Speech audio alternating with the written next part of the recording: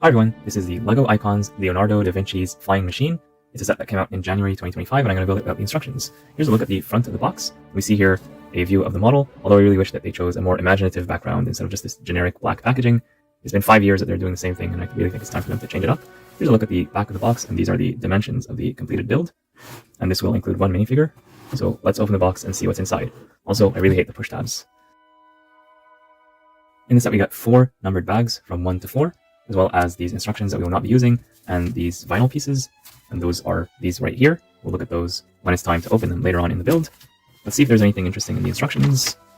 I have not seen these before online, so there's some generic information about Leonardo da Vinci. You can pause if you want to read this on your own time. A quote right there. The noblest pleasure is a joy of understanding. That's a nice one.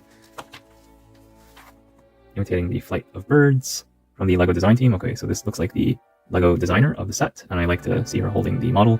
It's a good look right there. And then finally it tells you have this orange brick separator in the set, and this is how to use it. And then open bag 1 and start building. So that's exactly what we will do.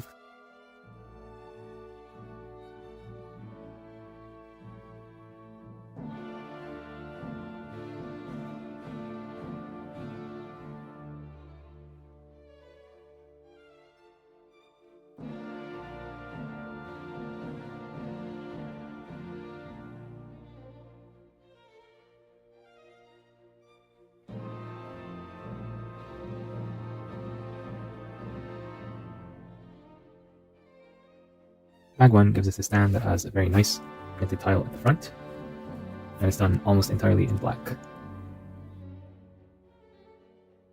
So one of the interesting pieces that we get in bag 2 is this spring thingy, recolored here to have tan and reddish brown. So yeah, this is pretty fun and pretty useful.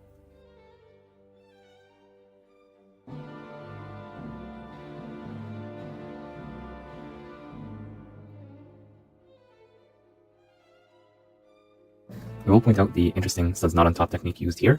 So I've not seen this exact technique used before, but it really makes sense. It's a smart use of this relatively new piece that's recolored here in reddish brown.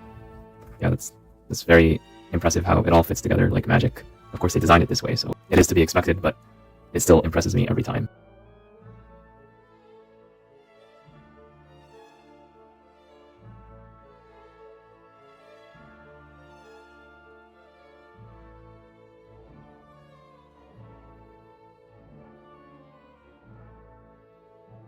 So this is what the mechanism looks like before it's covered up. You basically have this spring thing here, and it's going to move a bunch of things. It's going to be very difficult to move it like this manually, but of course, once this thing is done, we'll understand the mechanism better, but this is the basic idea of it. Bag 2 builds the first part of the flying machine itself, including this spring-loaded mechanism right here. So in bag 3, I see right here that these are interesting pieces. They're basically studs with rope in the middle in dark tan. I like the shininess of the rope. It just looks very nice. We also got these interesting windows, so maybe you could reuse this as a parts pack for a medieval building. So that's pretty interesting, actually.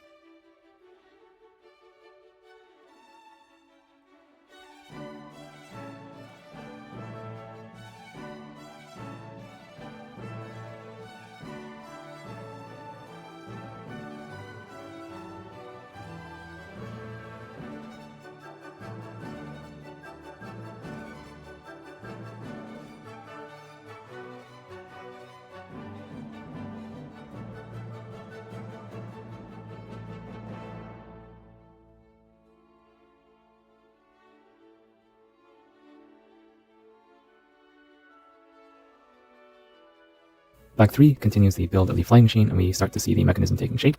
We're basically going to be pulling on this thing, and then this thing is going to be going up and down like this. So that's pretty cool. And maybe I just got lucky to get this extra string, or maybe it's going to be used later. In the 4th and final building phase, we will need these in addition to bag 4.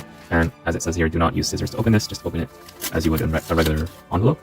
And here we see the vinyl pieces that are included. There's 3 of them. They're copyright 2025 LEGO Group. So this is one, this is another one. They're only printed on one side, not the other. So they're not interchangeable, but they're pretty close. And we have this one here. It could also serve as a giant minifigure cape, because I think a minifigure head would fit through here. So yeah, these are pretty cool to get.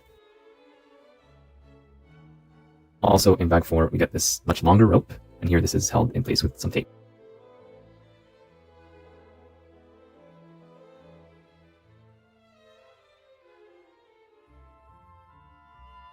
Actually, for this part, it might be better to just put it on a stand, even though it's at an angle, but at least things won't be moving around as much. So try doing that if you're building this set. Just put it on the stand even before it's done.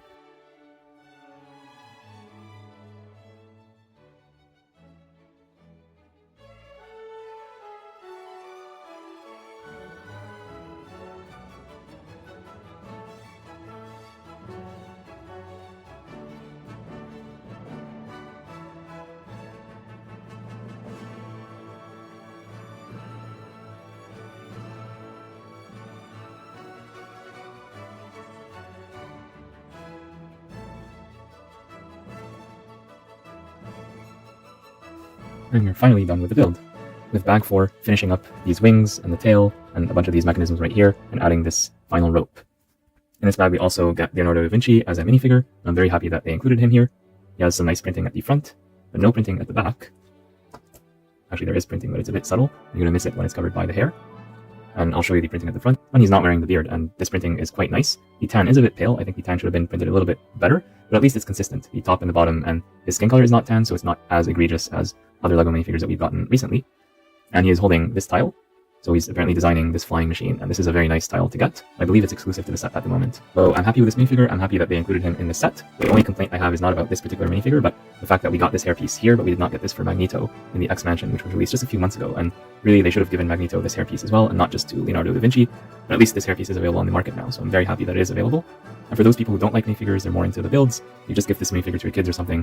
I don't think it adds too much to the cost of the set, and it's nice to have it on display. You even get a dedicated space for him right here at the front of the stand, which has this printed exclusive tile that says Leonardo da Vinci's flying machine, which is also the name of the set. But there is no set number or other information, so they kept it very minimalist compared to what they usually do, and that's fine.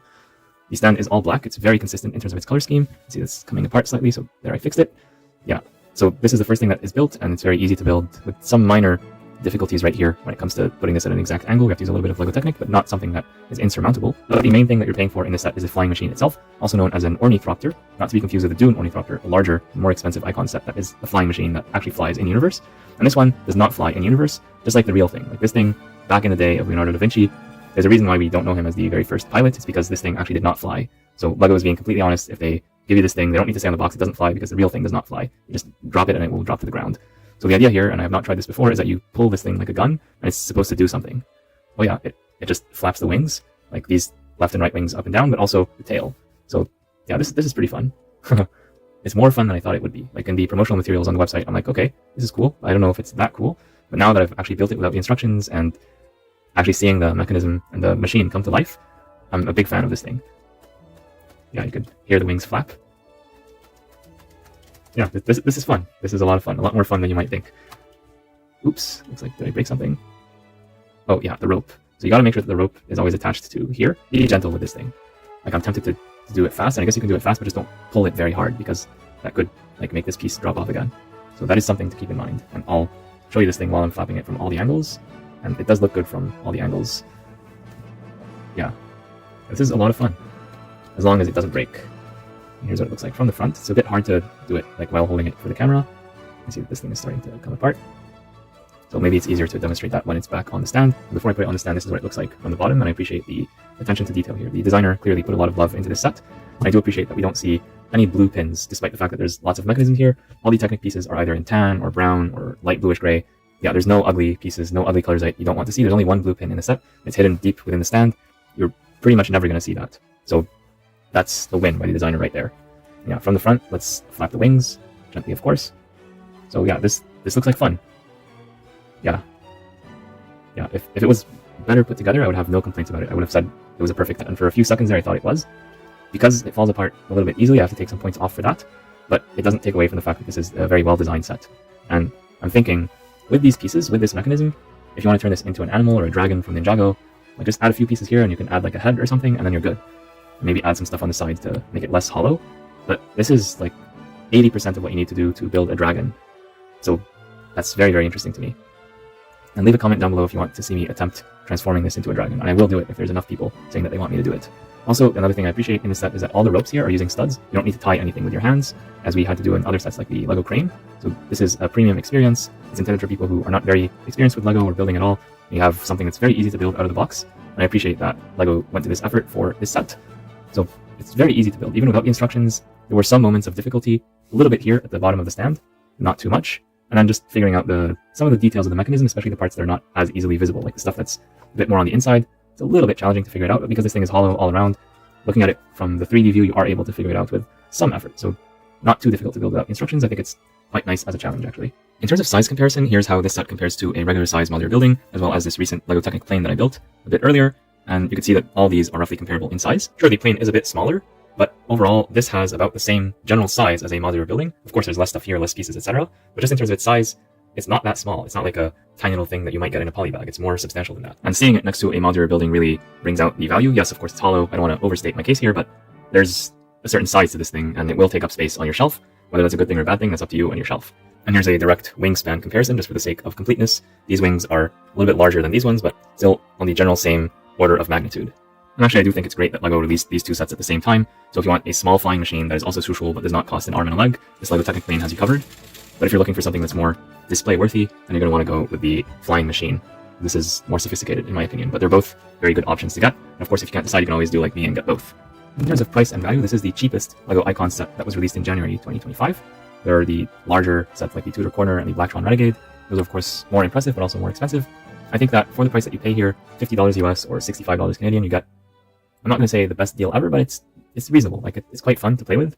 You get the stand, you get the minifigure, and all the colors are consistent. The thing falls apart a little bit, so I have to deduct points for that. So I would say, if you need the set right now to give it as a birthday present or so on, you can get it at the regular retail price. It's not a total ripoff.